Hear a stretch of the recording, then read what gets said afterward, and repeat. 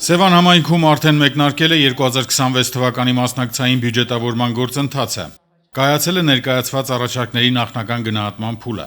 Նախնական գնահատման արդյունքում սահմանված չափանիշներին համապատասխանող 12 հայտ անցել էր հանրային քննարկումների փուլ։ Հունվարի 30-ից մեկնարկել էին նախնական գնահատման արդյունքում սահմանված չափանիշներին համապատասխանող 12 առաջարկ հայտերի հանրային քննարկումները համաձայն ժամանակացույցի։ Փետրվարի 5-ին Սևան քաղաքի բիզնես կենտրոնում անցկացվեց հերթական հանրային քննարկումը։ Սևան երիտասարդական ակումբ հասարակական կազմակերպությունն առաջարկում է Սևան համայնքում ուղղորդող եւ տեղեկատվական ցուցանիշների համակարգի ներդրում։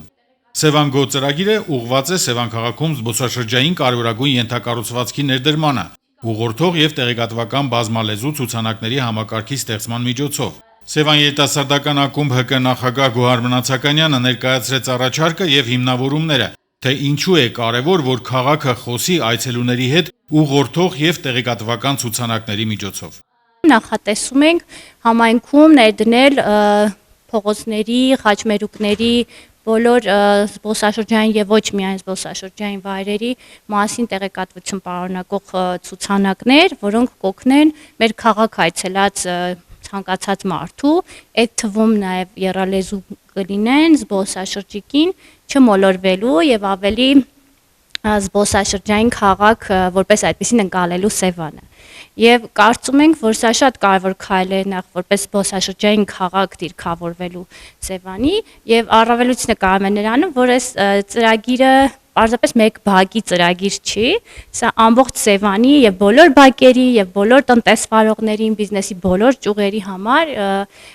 որոշակի այցեքարտային նշանակություն ունի։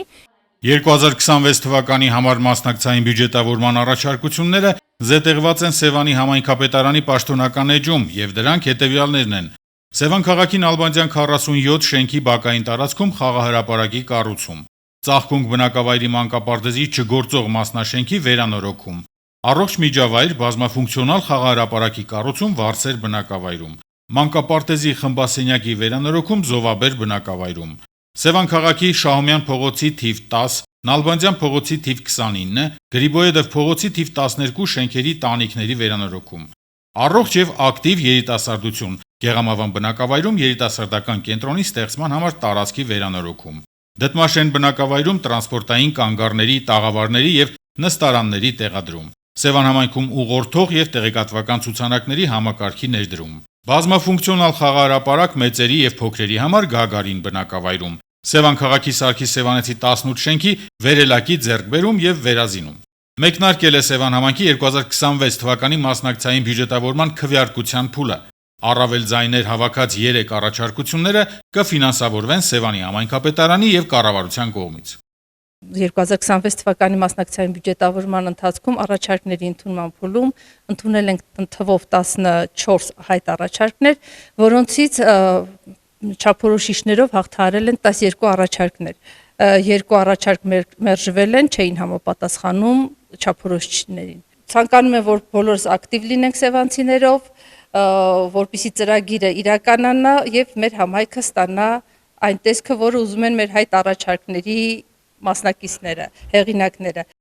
Մասնակցային բյուջետավորման գործընթացին իրազեկվելու եւ ծրագրերի քվեարկությանը մասնակից դառնալու համար կարող եք հետեւել Սևանի համայնքապետարանի պաշտոնական կայքեջին sevancity.am։